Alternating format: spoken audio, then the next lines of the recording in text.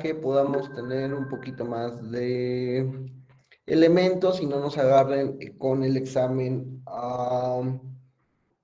desprevenidos. ¿Qué les parece? Realmente un examen departamental es algo sencillito, no se me preocupen. Viene el resumen de todo lo que se vio a lo largo del semestre. Ustedes les fue muy bien en sus exámenes y no creería que vayamos a tener algún problema con ello. Si estamos pendientes de todas las preguntas que se dio en el examen, no creo que haya problema, ¿vale? Sí, profe. Entonces, vamos a ver, tengo entendido que el examen son 10 preguntas, ¿no?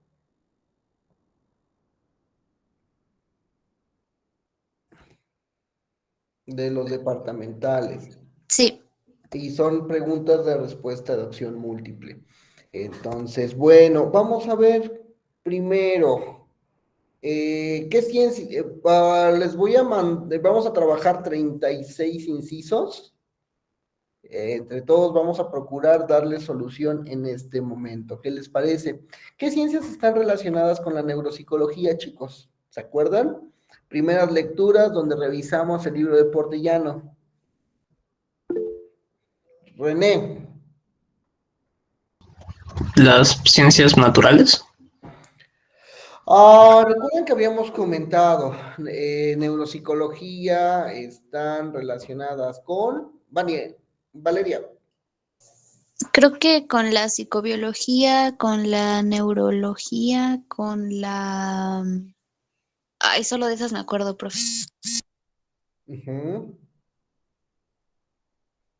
Ciencias cognitivas, también con psiquiatría, neuropsiquiatría. Medicina. ¿Mm? Medicina también, ¿no?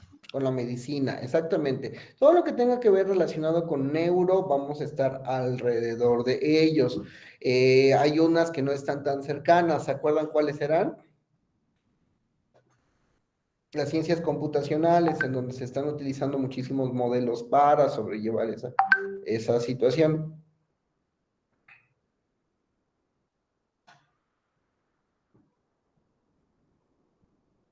Bueno, y de ahí había un cuadrito en Portillano también que nos mencionaba las neurociencias no conductuales. ¿Cuáles eran las neurociencias no conductuales?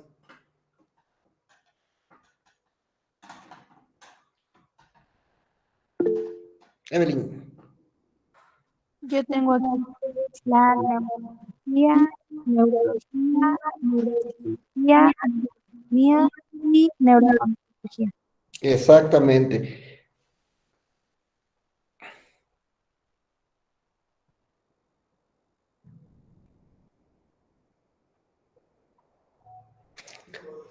Son aquellas que no van a tener un sustrato directo con la parte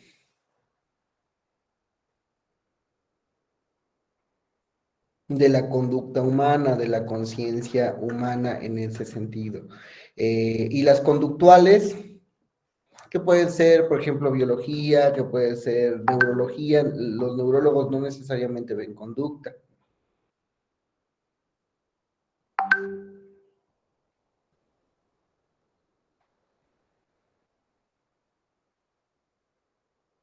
¿Y las conductuales, chicos?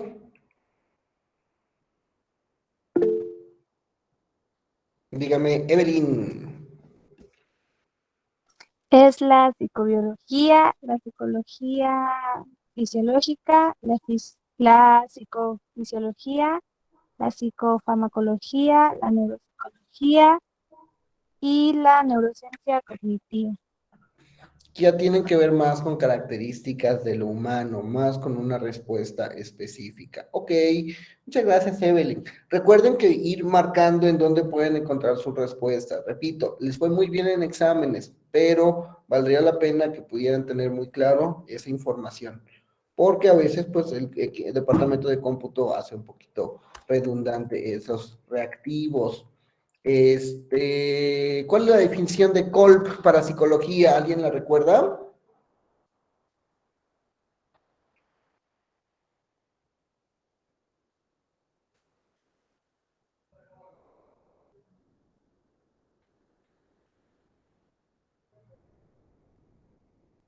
No, profe, bueno, yo no la recuerdo.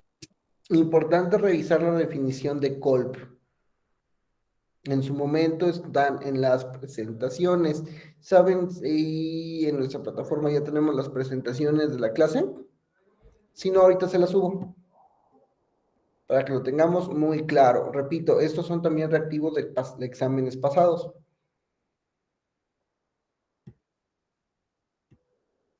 Alguien que se acuerde más o menos la definición de Kolb.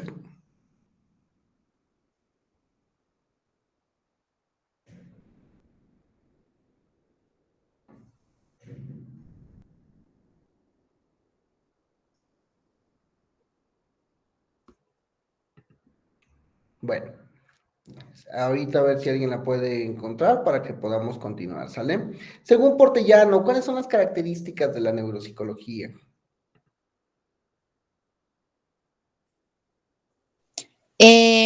No sé si estoy bien, pero creo que es que tiene carácter neurocientífico, que estudia las funciones mentales superiores, que Ujú.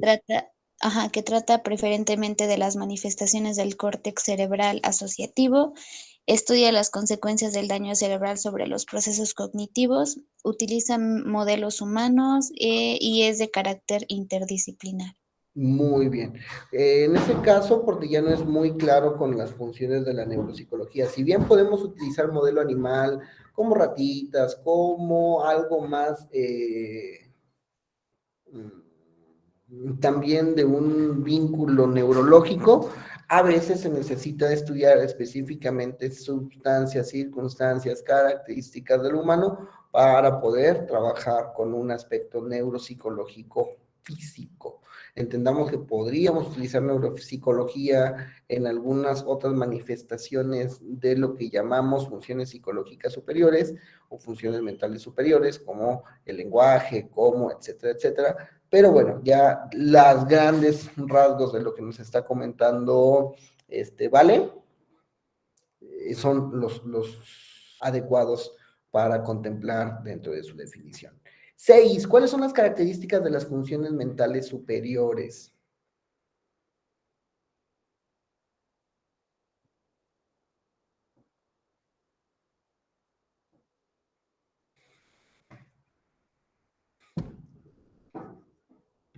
Cuéntenme, muchachos.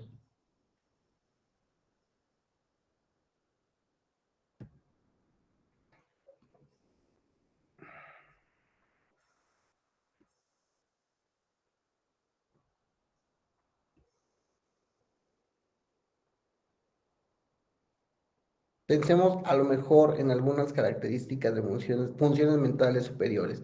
Pensamiento, lenguaje, memoria, funciones ejecutivas, percepción, motricidad, ¿no? Que son características que nos permiten la ejecución de una conducta compleja, de un comportamiento.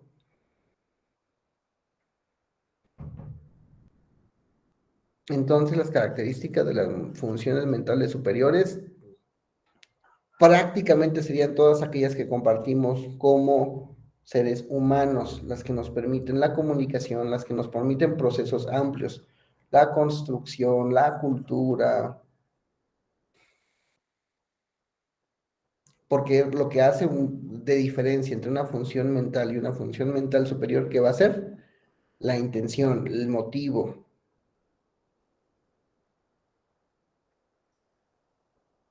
7. ¿Cuáles son los aspectos positivos del localizacionismo entre la explicación? Ay, eso está raro, ¿no?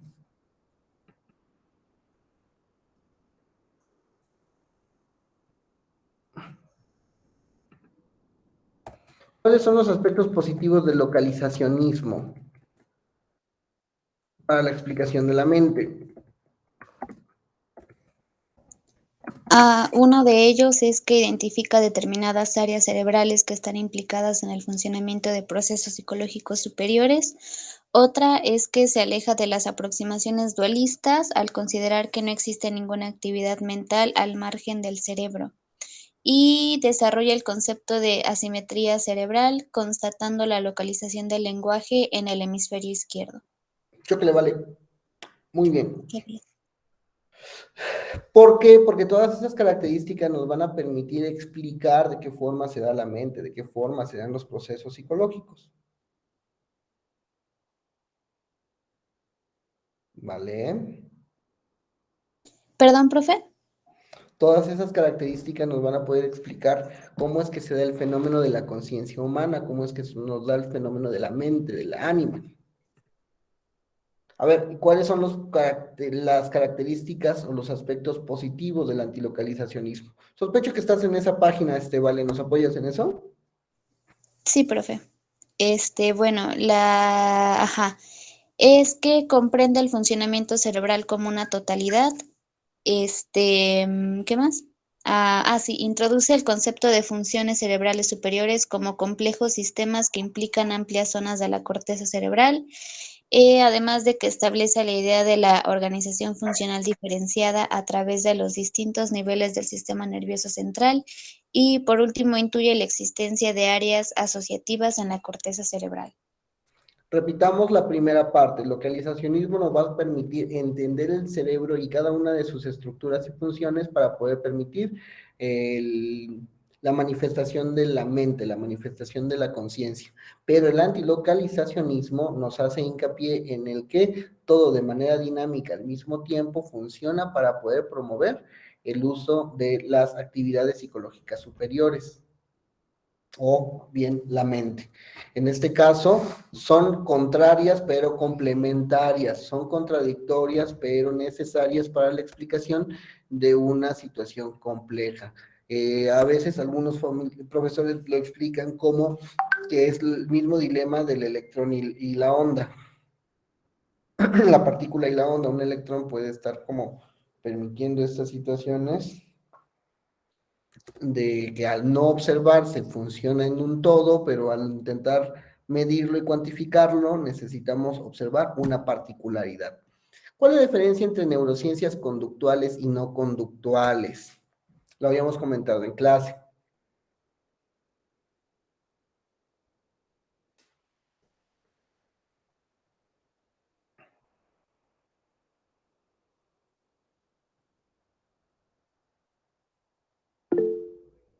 Dígame, René.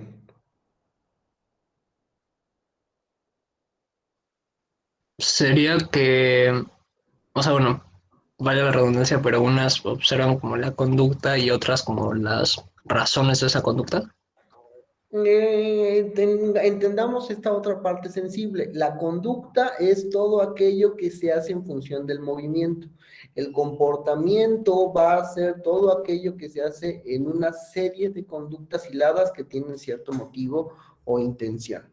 Entonces, las neurociencias conductuales y las no conductuales se va sobre todo a observar en el procesamiento de la información. Conductuales, como nos decía Vale, son psicología, son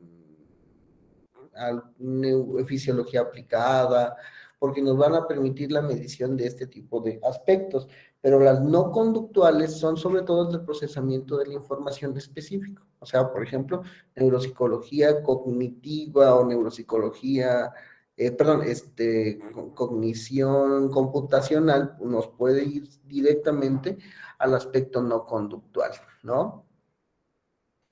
Entendamos que muchas veces utilizamos el cerebro como un referente para poder entender estas situaciones y aplicarlas a modelos teóricos. Cómo se conecta una neurona, cómo se conecta un área cerebral, cómo se conecta un hemisferio, nos permite entender cómo conectar computadoras, cómo tender redes, cómo diseñar modelos en donde podemos tener una significación similar. ¿Sale? Desarrolla las diferencias entre la hipótesis cerebral y la hipótesis cardíaca. ¿Recuerdan cuál era esas hipótesis cerebrales y cardíacas?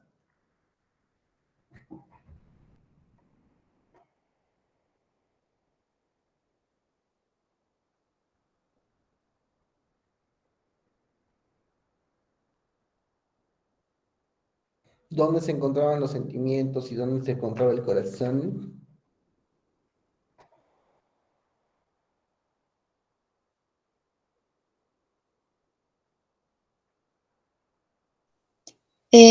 Creo que la hipótesis cerebral es la que está centrada en bueno, la actividad está centrada en el cerebro. No, a ver, ¿cuál estoy diciendo? La hipótesis cerebral es Ah, sí, todo, pues es que su nombre lo dice, ¿verdad? Perdón. todo está centrado en el procesamiento cerebral y la cardíaca es de que incluso algunas emociones se encuentran en las estructuras del corazón. ¿Por qué? Porque a veces cuando los modelos de explicación, los modelos teóricos no nos alcanzaban, observábamos simplemente las reacciones. En el momento en que algo nos emocionaba, nos entristecía, había ciertas depresiones, había cierto dolor en algunos aspectos específicos, ¿no?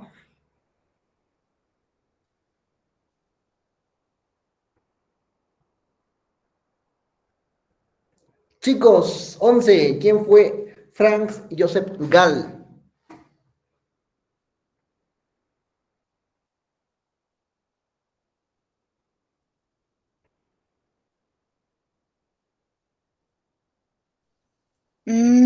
Creo que él, desarrolló lo de las teorías localizacionistas, creo, ¿sí? Junto Ujú. con Johann Casper. Gall fue de los primeritos que nos hizo que una estructura de entendimiento del cerebro y las emociones y la conducta y el comportamiento a partir de las mediciones del cráneo. ¿Cómo se llama eso?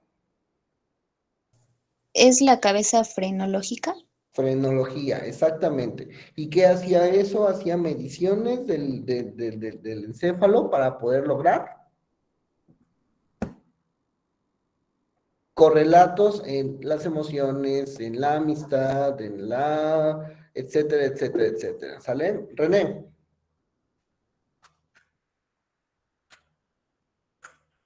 René.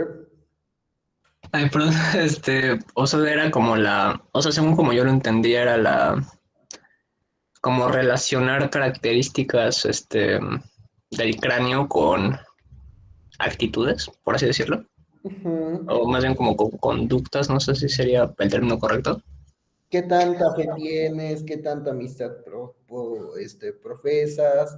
Este, si eres alguien que va a tener, que va a engañar a su pareja, todo lo intentaban hacer con mediciones frenológicas.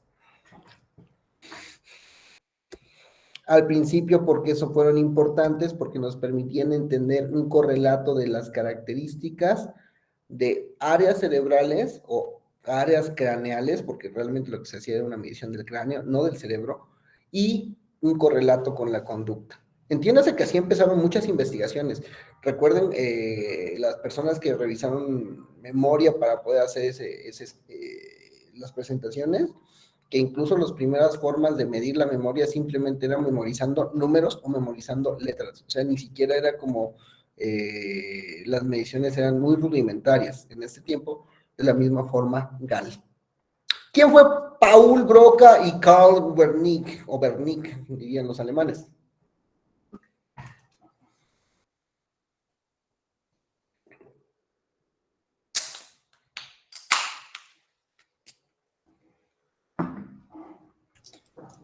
Fueron los que, bueno, Broca fue quien describió los casos de afasia y explicaba que las lesiones se encontraban ¿cómo se llama? En la parte frontal izquierda del cerebro y fueron 8 casos. No necesariamente frontal, sino estaban un poquito más anteriores, pero sí. Broca y Wernicke descubrieron el circuito del lenguaje que se encuentra dentro del cerebro. Y en ese circuito del lenguaje es el lenguaje impresivo y el lenguaje expresivo, al punto de que Broca es un sinónimo de afasiología. ¿Por qué? Porque encontraron al paciente tan, que solamente podía decir tan y expresar tan, y ese explicó muchísimas características de por qué se ve afectado el lenguaje.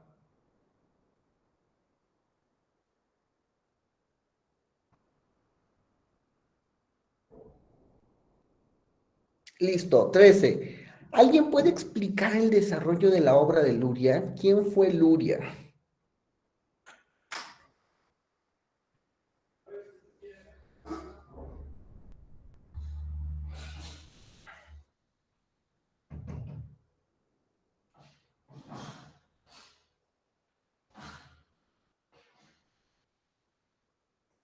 Neuropsicólogo ruso que hizo una estructura de estudio del cerebro en tres aspectos: bloques funcionales complejos. Vale. Él también siempre tuvo el propósito, bueno, buscó definir lo que era la pérdida del funcionamiento, que en este caso eran las lesiones cerebrales en distintas localizaciones. Además, elaboró programas de rehabilitación basadas, bueno, teniendo bases científicas sólidas. Y dentro de la rehabilitación neuropsicológica descubrió que hay una recuperación sistemática y se restablecían las actividades perdidas y tomaba en cuenta también no solamente las funciones cognitivas, sino también las emociones y el comportamiento. Entonces, hablamos de un neuropsicólogo, evaluador y rehabilitador que estableció toda la escuela rusa al lado del aspecto teórico y práctico de Vygotsky y permitió precisamente entender el cerebro de una forma más organizada, buscando la función, no necesariamente la estructura nerviosa, sino la función que generaba la estructura nerviosa. Muy bien, vale. Usted ya es exenta, ya examen, no es cierto. Ojalá. 14. ¿Cuáles son las diferencias entre la neuropsicología de orientación neurológica con las de la orientación psicológica? Esa la podemos unir por el otro lado.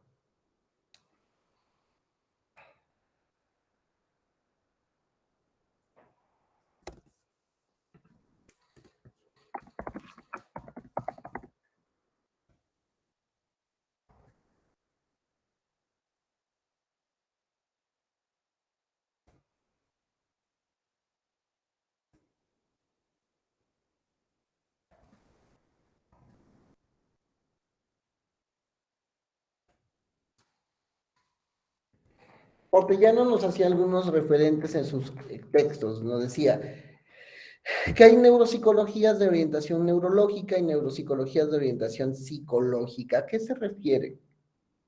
Unas se enfocan, la neurológica, a entender los rasgos de su ejercicio a partir de buscar la relación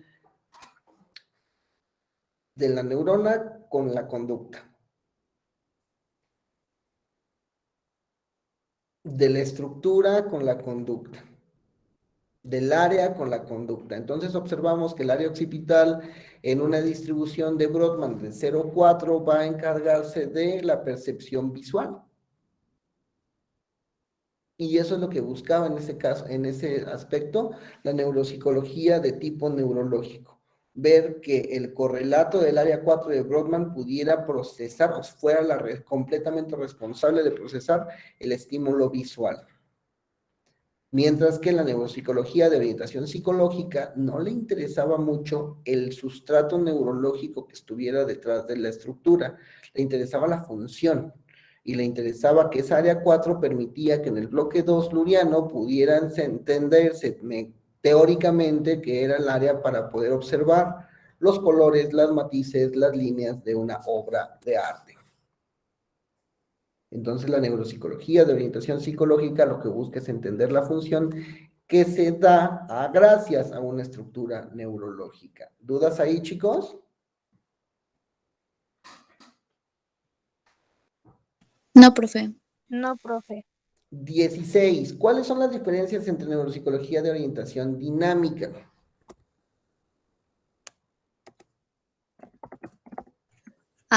Bueno, esta se enfocaba más en la relación que había entre la interacción dinámica del cerebro y la conducta y enlazaba los procesos psicológicos con los sistemas cerebrales. Entonces, Perfecto. Perdón. No, dele. Vale. Ah, perdón. Y también por lo mismo se preocupaba por los efectos de las lesiones cerebrales y la naturaleza de los procesos cognitivos que estaban en el rendimiento de las pruebas. Ujú. Y ya. Sí, que en ese caso se permite y se vale, ¿va? La orientación dinámica lo que va a buscar dentro del proceso de exploración en el área neuropsicológica es no solamente entender que el área 4 es la responsable del área de visión y no solamente que la visión va a estar en función del área 4, sino que la interpretación de esa obra de arte puede significar fallas o no en la estructura del área 4. Entonces es como más amplio, más bonito, nos lo menciona Valeria. Perfecto. 17. Menciona el nombre y función de los lóbulos cerebrales.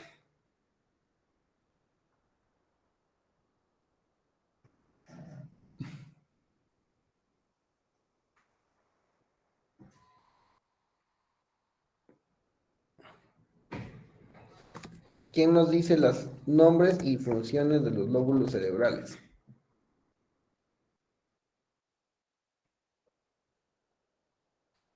Nada más me sé los lóbulos, profe. A ver, diga los lóbulos y yo le digo la función.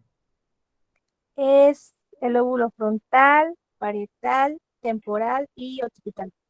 Frontal, funciones psicológicas superiores y o bien programación y control de la conducta. ¿Cuál otro? Parietal. Parietal, movimientos amplios y finos. Sigue el temporal. Temporal, recuerdos e información auditiva. Y occipital. Información visual. Occipital ojos, temporal tímpanos, parietal pelo piel, frontal, frente, motivaciones.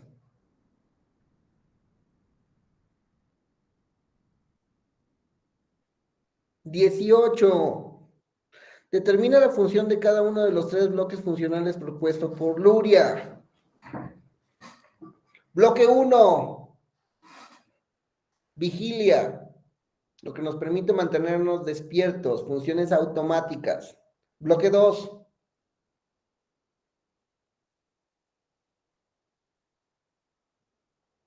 percepción de la información en múltiples analizadores. Información visual, información auditiva, información sinestésica.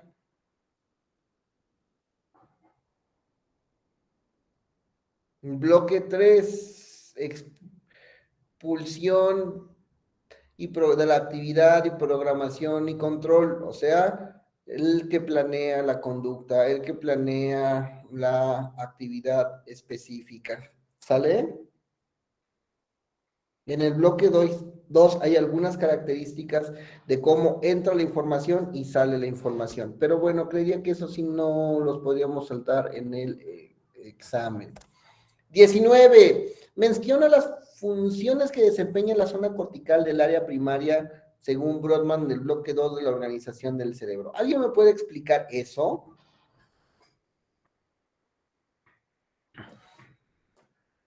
El córtex del área primaria, ¿cuál es esa? Del bloque 2 de la organización del cerebro.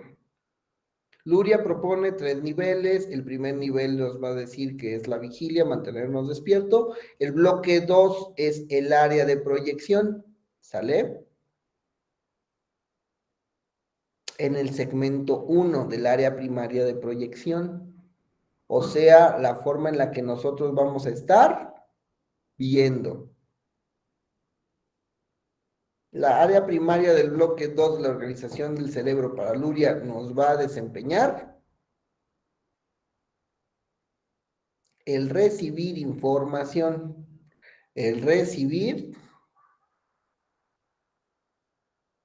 la estimulación que le va a permitir a nuestros conos y bastones pasar toda esa estimulación al área occipital, el bloque 4, para poder hacer ¿qué?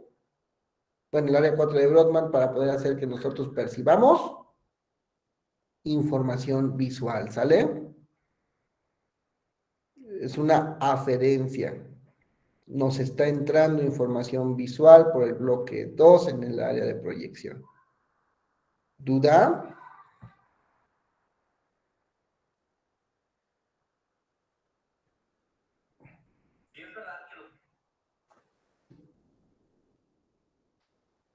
¿Alguna duda, chicos? 20. ¿Cuál es la función del mapa citoarquitectónico de Brodmann del cerebro? ¿Qué hizo Brodmann? ¿Por qué hizo una división citoarquitectónica? ¿Por qué le puso números a cada una de las partes del cerebrito? ¿Se acuerdan?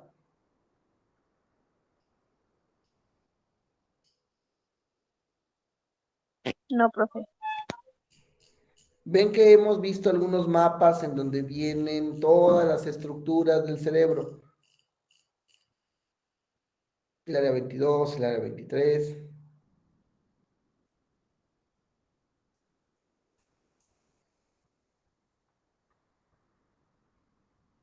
Y esas áreas del cerebro las hizo un tal llamado Brodmann. Lo vimos en clase.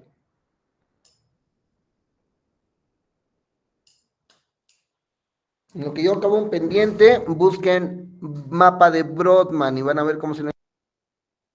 Mapa de Brodmann.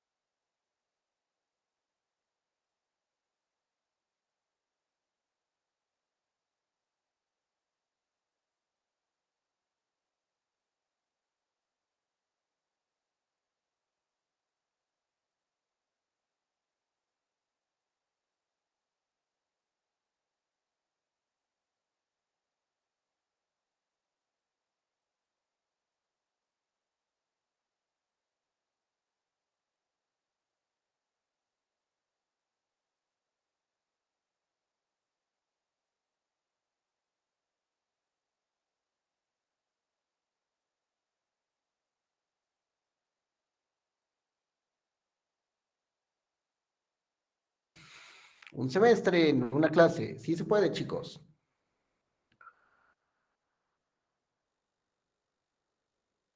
¿Qué encontraron? Brodmann.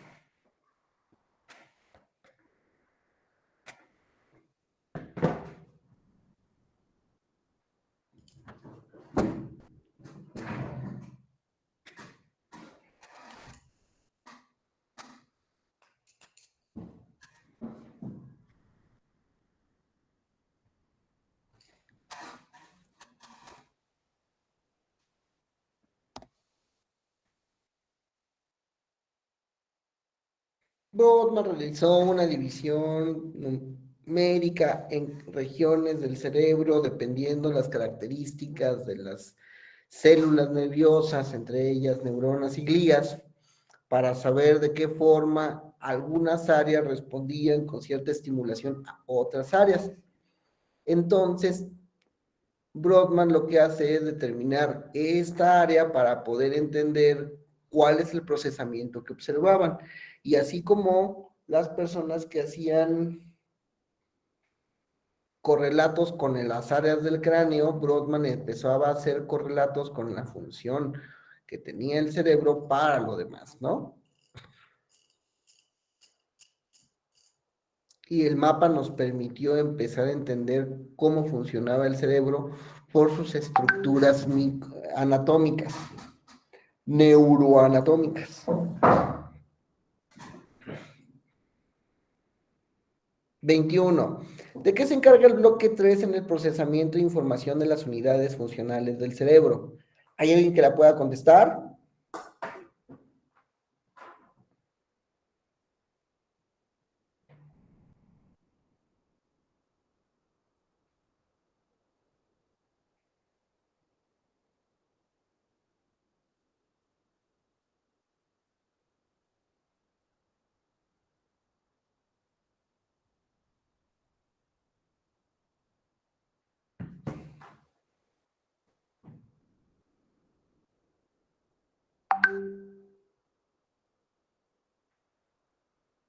Muchachos, ¿ya no están? Sí, profe, aquí estamos. Bueno, yo aquí estoy. Yay. ¿De qué se encarga entonces el bloque 3? Recordemos, bloque 1 nos mantiene despiertos, vigilia, toda la actividad de funciones automáticas. Bloque 2, procesamiento de la información, integrar integrar la inferencia y procesar la eferencia. O sea, la forma en la que nosotros sacamos la conducta a partir de cómo recibimos la información. El bloque 3 entonces nos sirve para la organización de esta información, la organización de esta conducta. El bloque 3 lo que nos va a permitir es la forma integrativa de todos los elementos previos con cierta motivación, con cierta intención, con cierto propósito.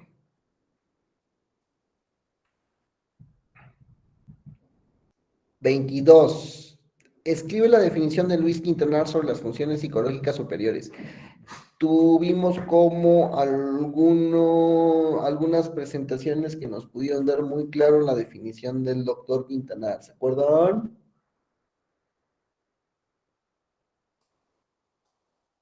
Sí, profe. Tenemos diapositivas subidas de eso, ¿no? ¿Quién dice la definición?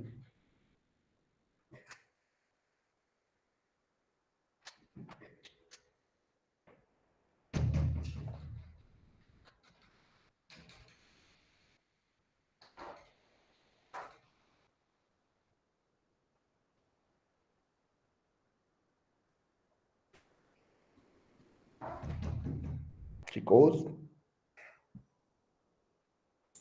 Es que la estoy buscando, profe.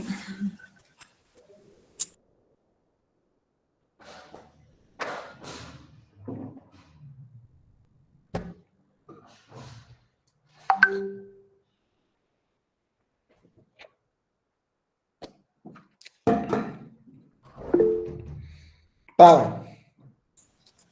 Tengo que son sociales por su origen, mediatizadas por su estructura, voluntarias y autorreguladas por su funcionamiento y están organizadas en sistemas funcionales complejos.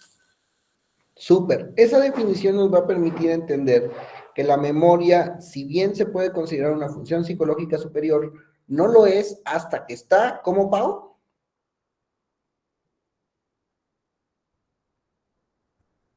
¿De nuevo?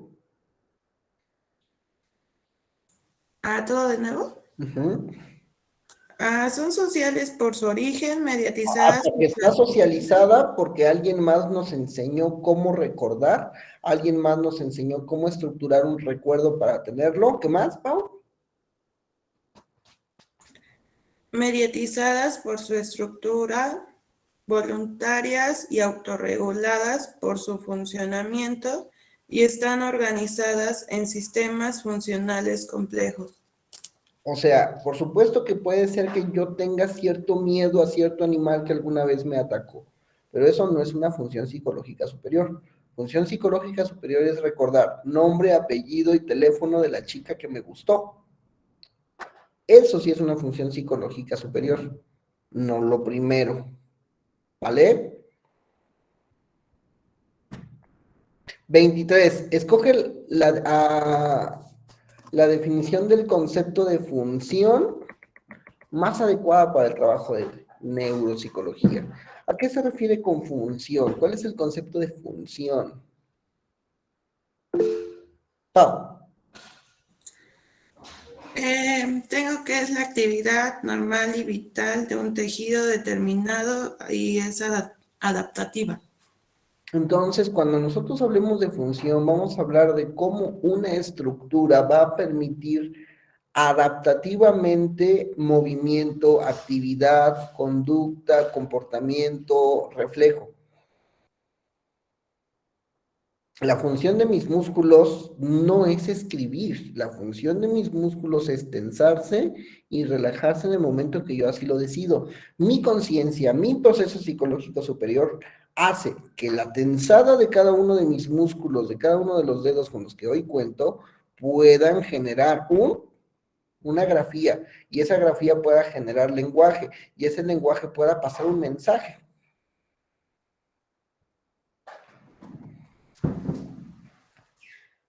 Muy bien, Pau.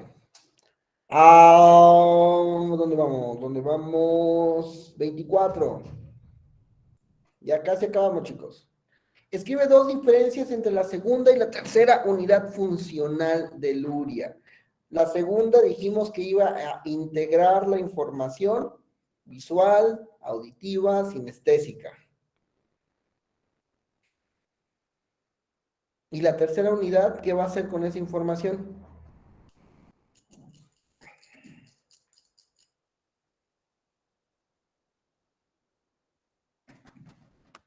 La va a expulsar, ¿verdad?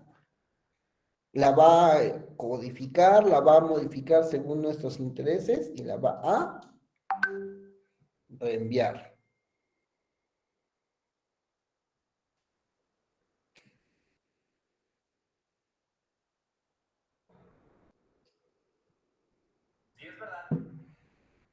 ¿Qué más? ¿Alguna otra diferencia? La primera la integra y la segunda la usa para la conducta compleja. ¿Alguna otra diferencia entre la segunda y la tercera unidad funcional?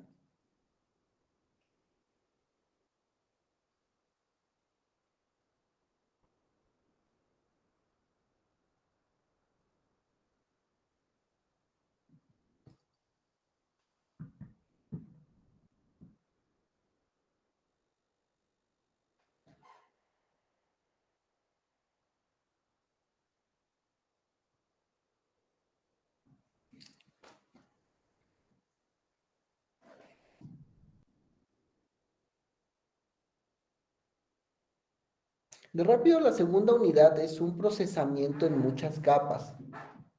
Y la tercera y va a ser un proceso de ingresar la información a la tercera unidad funcional y de sacar la información de la tercera unidad funcional. La tercera unidad funcional solo tiene referencias. O sea, la tercera unidad funcional solo de la información que le llega lo saca, pero nunca hace una vía de ingresar y externar información o externar comandos o externar funciones. Mientras que la segunda unidad funcional es una vía de comunicación, la tercera solamente es una vía de ejecutiva, una vía de ejecución de órdenes. ¿Vale? Esas pueden ser dos grandes diferencias entre los sistemas funcionales lurianos. Veamos la 25. Siendo la definición de factor como defecto primario que se relaciona con la función propia de la estructura cerebral dada, este concepto de factor hecho por Luria en 1977, nos dice la pregunta, escribe algunas hipótesis de trabajo sobre el por qué los infantes podían tener problemas para diferenciar B, D, Q o P mientras inician la escritura.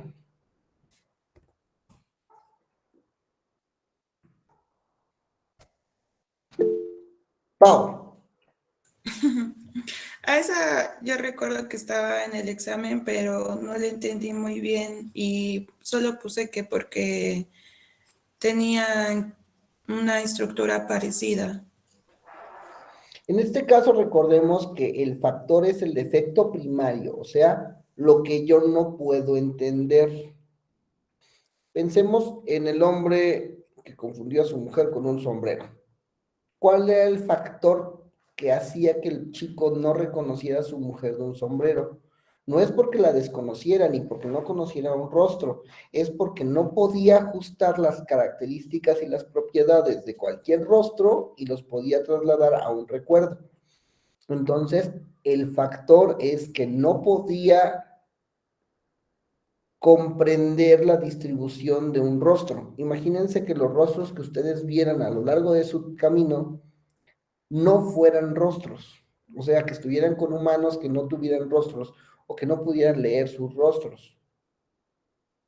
Los ojos, la boca, la nariz, la manera en la que las comisuras, la sonrisa, las mejillas se distribuyen, que no correspondieran a nada. A eso se refiere sobre todo con un defecto primario que imposibilita lo que debe de ocurrir, que es que cada uno de los rostros los podamos diferenciar de cada uno que se nos presenta. El niño en este caso no puede diferenciar entre B, D, Q y P, porque la bolita y el palito lo único que hacen es girar.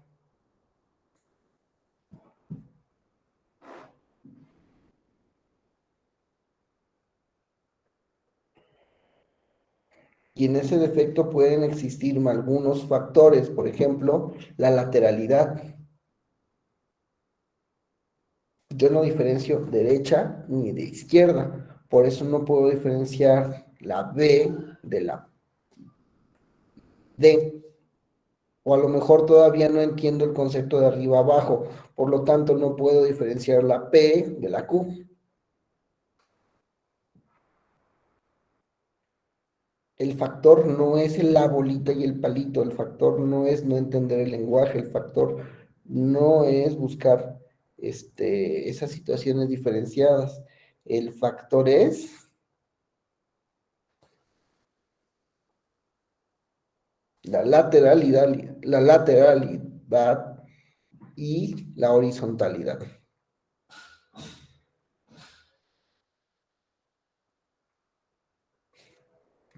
Ok, define apraxia.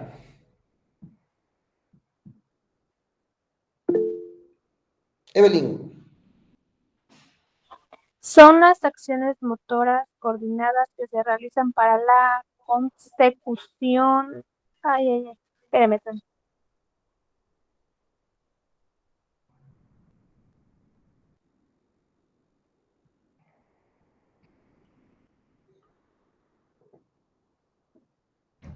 Ay, ahora sí, ya, perdón. Son las acciones motoras coordinadas que se realizan para la consecución de un fin. Pero recuerda, esos son praxias. Apraxia es enfermedad relacionada con, y ahora sí, agnosia.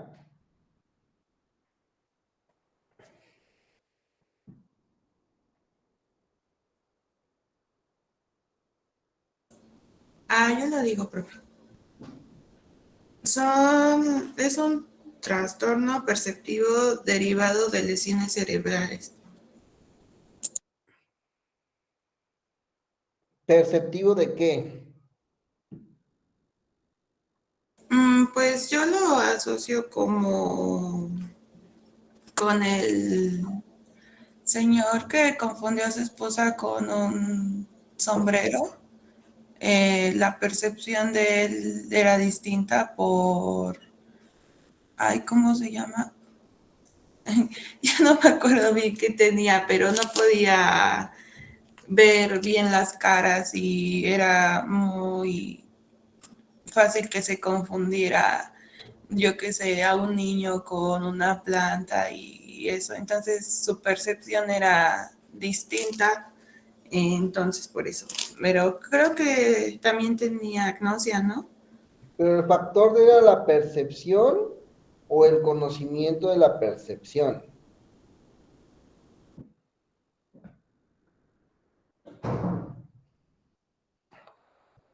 Equipo de agnosias, ¿qué me dice?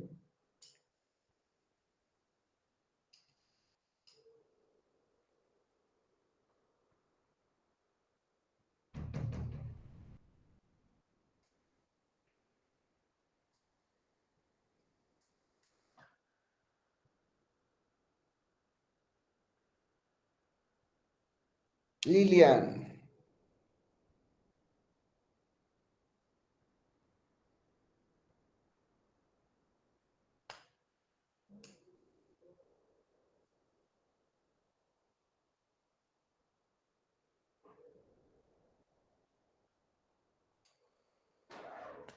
Bueno, Alexia.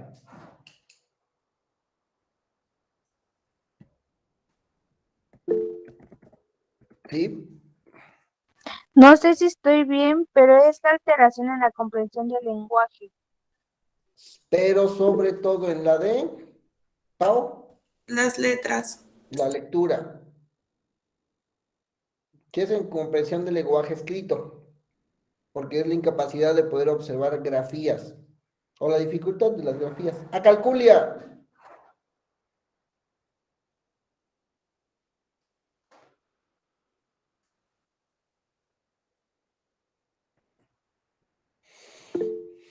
Pau, No me acuerdo tanto, pero con leerlo creo que son personas que se les hace difícil calcular. problemas matemáticos o problemas aritméticos. Anosognosia.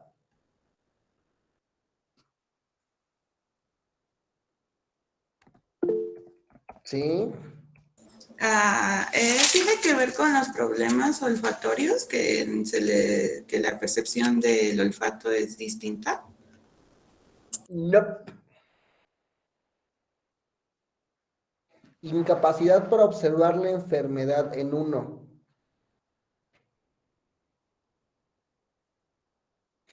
No es necedad, es incapacidad para entender la enfermedad per se.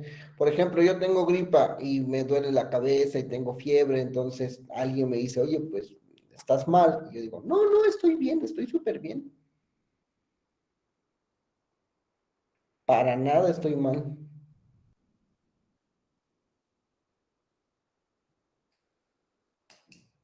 Oye, es que no pudiste reconocer al niño de la planta. No, no, no, pero ahí está la planta y está el niño. O sea, claro que los estoy reconociendo. Es que yo no me doy cuenta de mis déficits, yo no me doy cuenta de mis problemas. Oye, aquí no dice tablito clava la tabla. Aquí dice Pablito clava la tabla. No, pero yo lo leí bien, o sea, nunca me equivoqué. A eso se refiere con anosognosia. Afasia,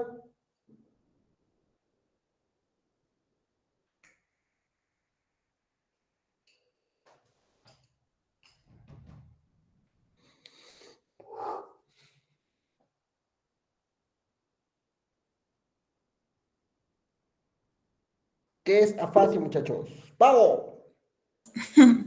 Ya le voy a hartar, profe. Pero se recuerda que nos ponía un ejemplo de que a algunas personas se les paralizaba una parte de la cara. Ujú. Entonces tiene que ver con eso, ¿no? Tiene que ver con eso, pero sobre todo son problemas del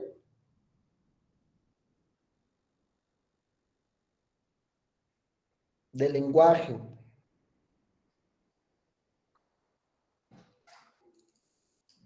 Trastorno del problema del lenguaje, específicos.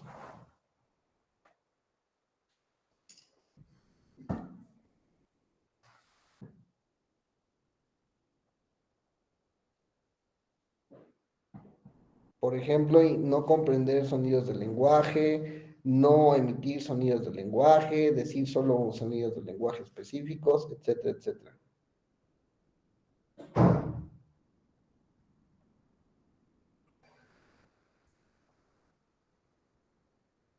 ¡32! Tres fases del proceso de memoria.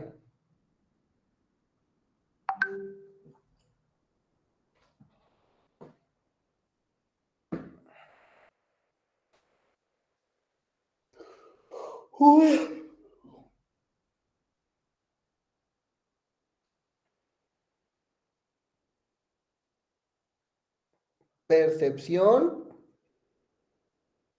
codificación y evocación.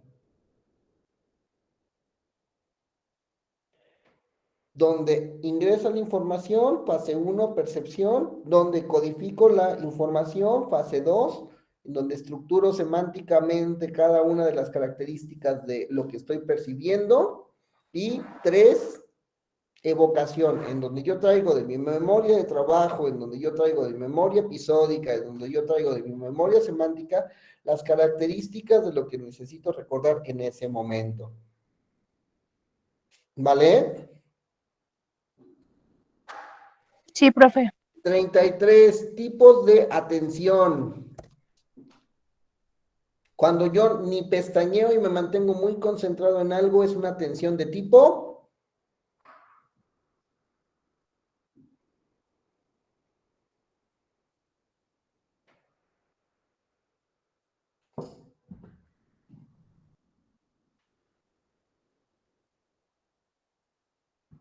sostenido. Cuando yo estoy manejando y me estoy maquillando por la calle, ¿qué tipo de atención está pasando?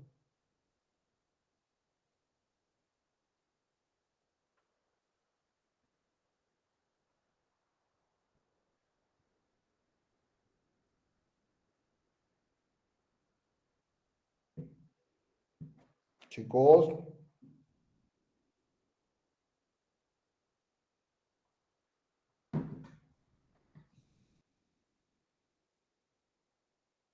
atención dividida, otro tipo de atención.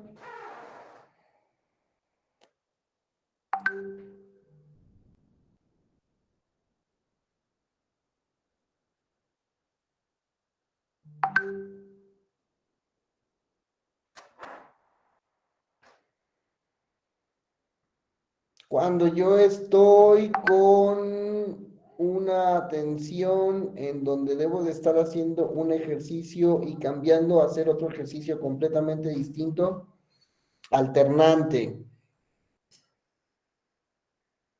Se mencionaron muchísimos otros tipos de atenciones en los equipos que expuso atención, ¿sale? 34, cuatro características del lenguaje.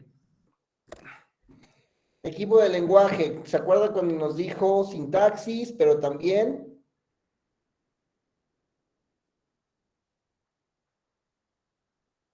morfología, pero también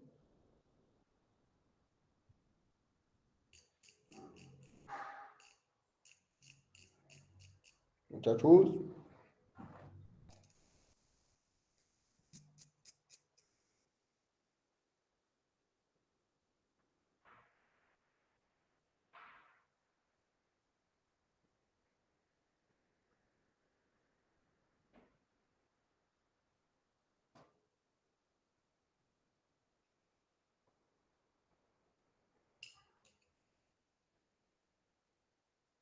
morfología, sintaxis, fonética, ¿cuál otro?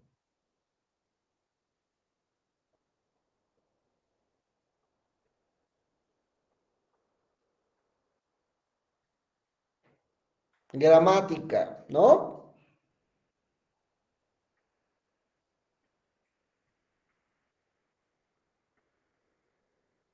35. 5 puntos importantes del proceso de rehabilitación. Recuerdo que las compañeras pusieron un decálogo, 10 aspectos importantes de un proceso de rehabilitación. La edad es importante. 2.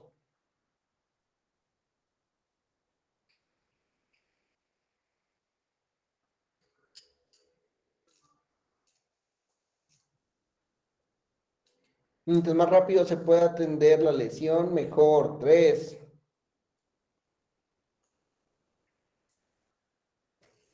Revisar aspectos emocionales involucrados. 4.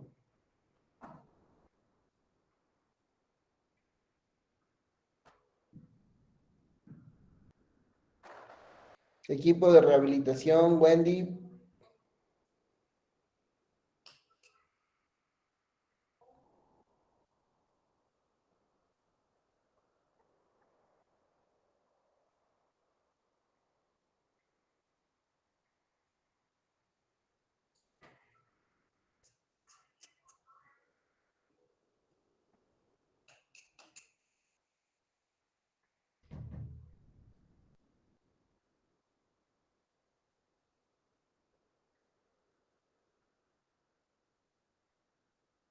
Utilizar estructuras aledañas a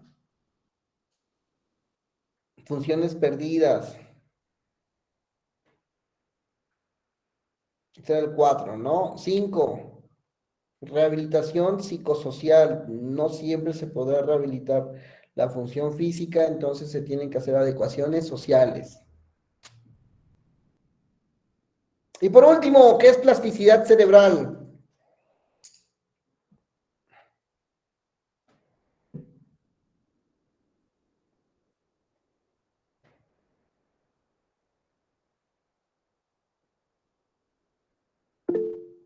Pao. Es cuando el cerebro recompensa una habilidad que has perdido con otra. No, es la manera en la que neuroquímicamente existe mayor tendencia para la restitución o el afianciamiento de las conexiones sinápticas entre área y área. Si tú por algún accidente perdiste ciertas conexiones neuronales, las áreas aledañas buscarán afianzarse químicamente para poder mejorar esa función, o en su defecto se hará otra estructura que permitirá regresar esa función. Eso es plasticidad, que tengamos estructuras neuronales que permitan volver a utilizar áreas perdidas. Pero no es como un arbolito que de repente, ching, ya le corté una rama y ya, y el arbolito está haciendo que salga otra rama. No, es más como de, ya le cortamos una rama y el árbol va a florear en donde dejó espacio esa rama para que no le pegue tanto, para que le pegue más el sol al árbol.